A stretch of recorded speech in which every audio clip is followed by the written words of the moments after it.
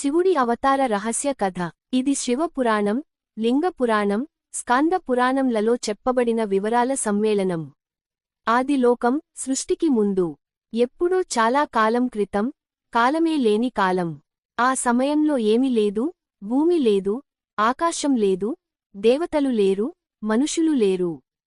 కేవలం ఒకే ఒక శక్తి మాత్రమే ఉంది, అది ఆదిశక్తి, పరబ్రహ్మం అని పిలుస్తారు. ఆ పరబ్రహ్మంలో రెండు రూపాలు దాగి ఉన్నాయి. శివతత్వం, పురుష శక్తి. శక్తితత్వం, స్త్రీ శక్తి. ఇవి రెండూ కలిసే సృష్టి ఆరంభం అయింది. శివుని ఆవిర్భావం. అది సృష్టికి ముందే, ఒక గాఢమైన ప్రకాశ కాంతి రూపం లింగాకారంగా ప్రత్యక్షమైంది. ఆ కాంతి అంతం లేని, ఆరంభం లేని జ్యోతిర్లింగం. బ్రహ్మదేవుడు, విష్ణుమూర్తి ఇద్దరూ ఆ కాంతిని చూసి ఆశ్చర్యపడ్డారు.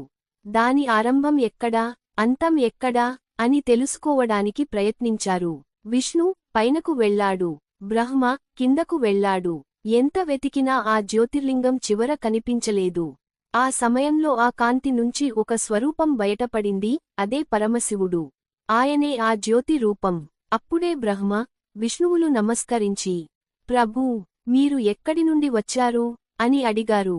అప్పుడు శివుడు ఇలా అన్నాడు, గ్రేటర్ దెన్, నేను ఎక్కడి నుండి రాలేదు. నేను ఆదిలో ఉన్నాను, నేను ఆదిశక్తినే. నాలోనుంచే మీరు ఇద్దరూ పుట్టారు. నాలోనుంచే సృష్టి, స్థితి, లయ జరుగుతాయి. అలా శివుడు ఆదిదేవుడు అని పిలవబడ్డాడు. శక్తి అవతారం. శివుడు ఒక్కరుగా ఉన్నాడు. సృష్టి జరగాలంటే శక్తి కావాలి. అందుకే ఆయన తనలోనుంచే స్త్రీ శక్తిని ప్రదర్శించాడు. అదే ఆదిశక్తి, పార్వతీ రూపం. ఆమెను శివాని, అంబిక, దేవి అని పిలుస్తారు. శివుడు, శక్తి కలయికతోనే బ్రహ్మ, సృష్టి, విష్ణు, పాలన, రుద్ర, లయ, తత్వాలు ఉద్భవించాయి. శివుడు మనుష్య లోకంలో, కాలక్రమంలో దేవతలు, లోకాలు ఏర్పడ్డాయి. అనంతరం హిమాలయ పర్వతుని కుమార్తె పార్వతీదేవి, తన భర్తగా శివుని కోరుకొని, కఠోర తపస్సు చేసింది. ఆమె తపస్సుతో ప్రసన్నమైన శివుడు, ఆమెను వివాహం చేసుకున్నాడు. అది శివపార్వతీ కళ్యాణం. ప్రపంచంలో ప్రేమ, త్యాగం, భక్తి, శాంతికి సంకేతం. సారాంశం. శివుడు ఎవరి నుండి పుట్టలేదు, ఆయన స్వయంభువు. ఆయనలోనుంచే శక్తి ఉద్భవించింది. శివశక్తుల కలయికతోనే సృష్టి ప్రారంభమైంది. ఆయన ఆది, మధ్య, అంతం, సమస్త జగతికి ఆధారం.